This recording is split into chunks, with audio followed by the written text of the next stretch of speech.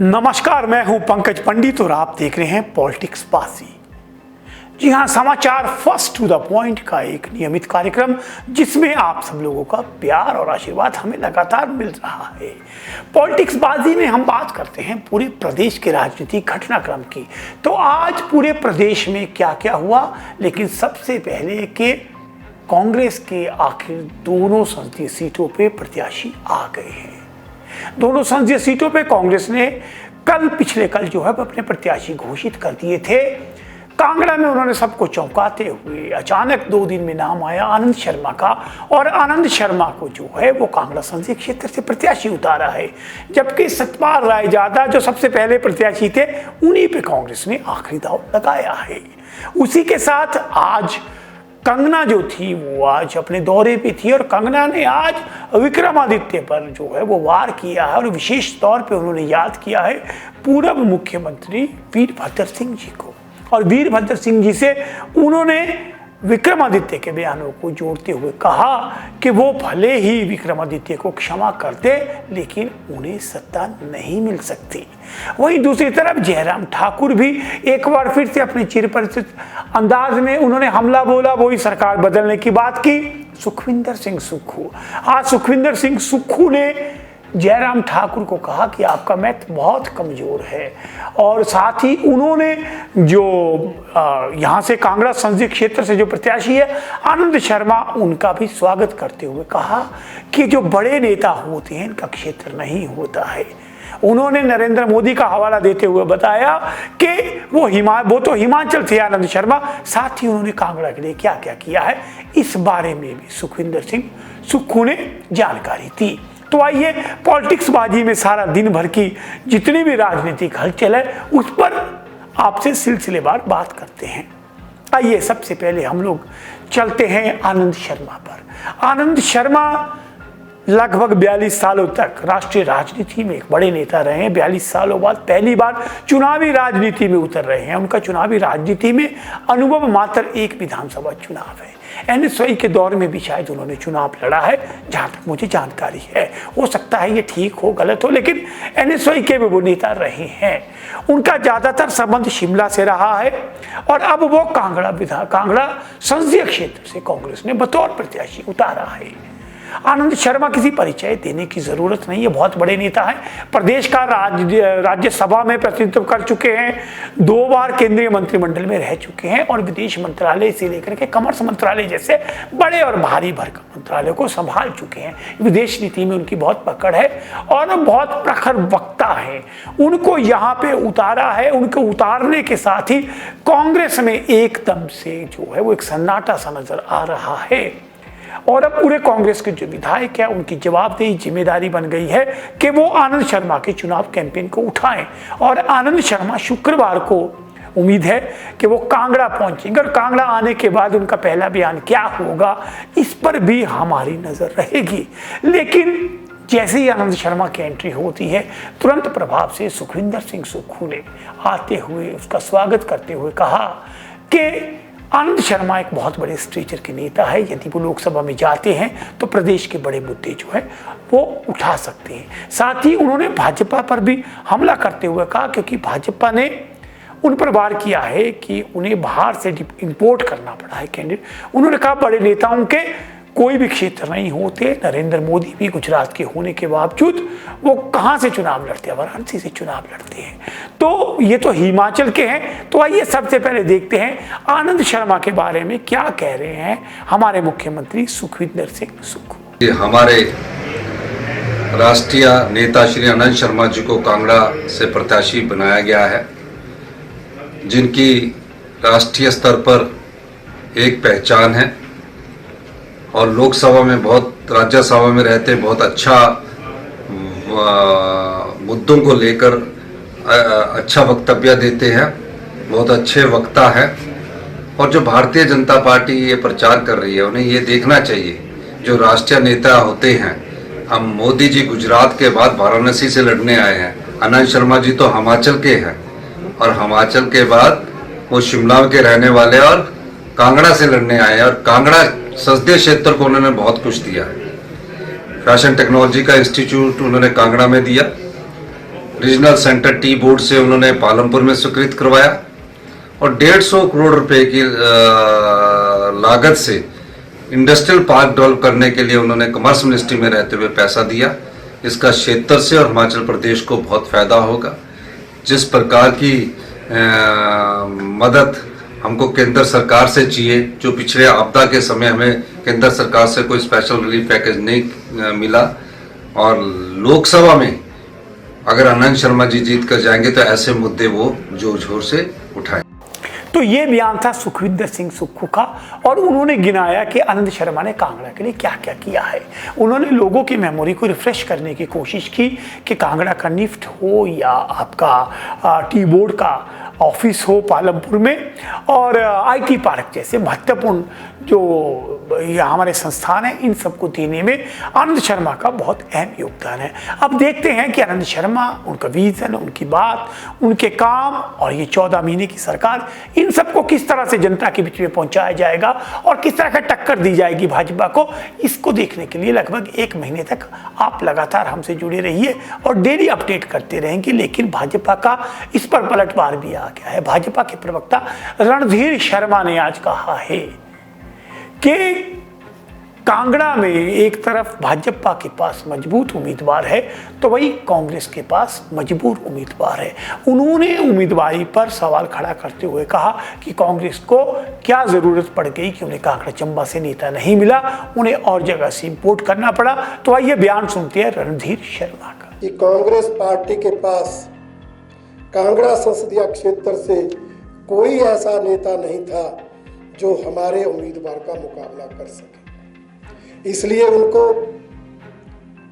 शिमला में रहने वाले, अब तो दिल्ली में सेटल्ड हैं, अपने पुराने नेता जो कई बार केंद्र में मंत्री रहे, उनको मजबूरन कांगड़ा से उतारना पड़ा है। मैं समझता हूं वो मजबूरी में चुनाव लड़ रहे हैं। जिंदगी भर तो उन्होंने सिर्फ एक चुनाव लड़ा, वो जीते नहीं। उसके बाद उन्होंने ना तो विधानसभा ना तो लोकसभा का कोई चुनाव लड़ा, और इस समय उनकी स्थिति पार्टी में क्या चल रही थी ये भी हम सब जानते हैं। इसलिए उस स्थिति में हो सकता मजबूरी में वो चुनाव लड़ रहे हों, तो वो मजबूर प्रत्याशी हैं। हमारे डॉक्टर राजीव भारद्वाज वर्षों से पार्टी का काम कर रहे, जनता के लिए सेवा कर रहे हैं, वो मजबूत प्रत्याशी हैं। तो ये थे रणधीर शर्मा। अब रणधीर शर्मा के बाद आते हैं, जब भाजपा के प्रवक्ता का बयान आया है तो निश्चित तौर पे कांग्रेस के प्रवक्ता का बयान भी आना था। तो कांग्रेस के प्रवक्ता नरेश चौहान ने जवाबी हमला बोलते हुए एक तरफ जहां पेपर लीक जैसे मामलों को लेकर के भाजपा की सरकार को घेरा है, वहीं उन्होंने कहा कि ये सरकार गिराने में भरोसा, ये जो भाजपा है ये सरकार गिराने में भरोसा रखती है। तो आइए एक नजर डाल लेते हैं नरेश चौहान क्या कहते हैं इस सारे राजनीतिक मुद्दे पर। हिमाचल प्रदेश देवभूमि में ये पहली बार हुआ कि जो बच्चे बेरोजगार थे, मेहनत करते थे, जब वो नौकरी की तलाश में जाते थे तो यहाँ जयराम जी के टाइम में एक ऐसा मॉडल आया कि पर्चे बिकते थे 3 लाख, 5 लाख, 7 लाख। चाहे पुलिस भर्ती की बात हो, चाहे हमीरपुर में सबॉर्डिनेट कमीशन की बात हो, जो अपने आप में बहुत दुर्भाग्यपूर्ण घटनाएं हुई, उसको हमारी सरकार ने 15 महीने में किस तरह से ठीक किया। और इन्होंने ये हिमाचल का नाम उन राज्यों के साथ जोड़ दिया जहां पर भर्तियों के लिए लोग पैसा दे के पर्चा खरीदते थे। नरेश चौहान ने भी जो है वो आनंद शर्मा का स्वागत किया है। अब बात करते हैं कि आनंद शर्मा के बाद जयराम ठाकुर की। जयराम ठाकुर इन दिनों चुनावी दौरे पे वो लगातार आक्रमण करके कह रहे हैं कि 4 तारीख को एक तरफ मोदी आएंगे, दूसरी तरफ प्रदेश में सरकार बदलेगी। ये उनका एक बयान है जो चिरपरिचित अंदाज में लगातार चल रहा है। आज भी उन्होंने कई जनसभाओं में अपने इस विषय को उठाया है। हिमाचल प्रदेश में कांग्रेस की सरकार है, जब बहुमत होने के बावजूद सरकार हार गई, उनका राज्यसभा का कैंडिडेट हार जाता है, तो इसका मतलब सरकार बहुमत में भी गिर चुकी है, नजरों में भी गिर चुकी है। इस विषय का जवाब देते हुए मुख्यमंत्री सुखविंदर सिंह सुक्खू ने उन पर सवालिया निशान लगाते हुए कहा है कि शायद जयराम ठाकुर का मैच कमजोर है। क्योंकि वर्तमान में जो स्थिति है, जो 62 की जो विधानसभा है उसमें हम लोग 34 पे, आप 25 पे हो। आप कौन सा गणित लगाते हो? और ये जो आने वाले उपचुनाव है इनमें जो जनता तय कर देगी वो किसके साथ है। और खासकर ये जो बागी विधायकों वाला मामला है, इसमें जो है वो जनता स्पष्ट कर देगी कि वो ऐसी नीतियों के साथ है या नहीं है। एक बार उन्होंने भाजपा पर हमला बोला है कि भाजपा लोकतंत्र विरोधी है और वो किसी न किसी तरह से सत्ता को हथियाना चाहते हैं। तो आइए देखते हैं सुखविंदर सिंह सुक्खू का जयराम ठाकुर पर पलटवार। हमारी सरकार को गिराने के लिए बार बार बयान देते हैं और कहते हैं कि 4 जून को हम दोबारा सरकार बनाएंगे। अरे भाई, आप मैथमेटिक्स में आप कमजोर हैं। 4 जून को भी अगर हम ही सत्ता में होंगे और अगले 5 साल 3.5 साल और जनता की सेवा करेंगे और सेवा करने के बाद हम जनता की अदालत में जाएंगे कि हमने 5 साल में आम जनता से जुड़े हुए, आम परिवार से जुड़े हुए, गरीब से जुड़े हुए, किसान से जुड़े हुए महिलाओं के लिए ये योजनाएं लेके आ रहे हैं। उन्हें ये अच्छा नहीं लगता कि 70 साल से ऊपर के बुजुर्गों को जो हम फ्री इलाज की सुविधा लेके आ रहे हैं वो अच्छा नहीं लग रहा। हम मनरेगा की जो हमारी बहनें जो लगी होती है, भाई जो लगे होते हैं, उनकी दिहाड़ी को 60 रुपये बढ़ा दिए, ये अच्छा नहीं लग रहा। उन्हें सिर्फ ये अच्छा लग रहा है कि किसी तरह लोकतंत्र में अपने प्रत्याशियों को जिता सके, चाहे झूठ ही बोलना पड़े, डर ही दिखाना पड़े, लेकिन इतना उनको ज्ञान होना चाहिए। 62 के हाउस में हमारे पास 34 विधायक है, आप 25 विधायक है। 6 पर उपचुनाव होने जा रहा है और 6 उपचुनावों में जो भी जनता तय करेगी वो उसका रिजल्ट उन्हें 4 जून को पता चलेगा। अब मंडी पे चलते हैं, क्योंकि पूरे हिमाचल प्रदेश में पूरा माहौल मंडी में गर्म है।